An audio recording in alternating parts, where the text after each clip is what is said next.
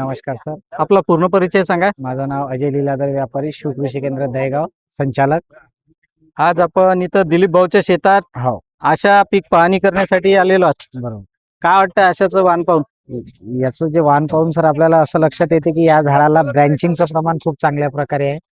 आणि यामध्ये बोंडाची सिरीज पण आहेत आणि एक याचं वैशिष्ट्य म्हणजे जे शेंड्यावर आलेलं बोंड सुद्धा आहे, त्या बोंडाची साईज सुद्धा तेवढीच आहे जेवढी खालच्या प्रमाणात आहे. हे बघा. हा, रोग प्रतिकार शक्ती चांगली दिसून येत आहे सर झाडाची. झाडाला जवळपास एक 70-80 सरासरी बोंड आपल्याला दिसत आहेत. आणि कापूस वेचणीसाठी कापूस खूप सोपा आहे सर.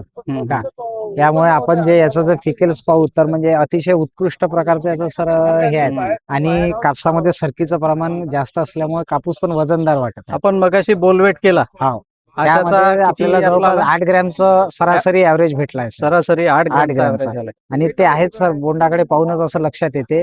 वेचणीसाठी पण सोपा आणि लागवडीसाठी पण सोपा.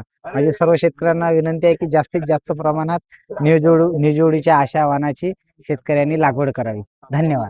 म्हणजे आपण म्हणू शकतो कहो बिलकुल. दिल से आशा फिर से. बिलकुल सर. चला धन्यवाद. धन्यवाद.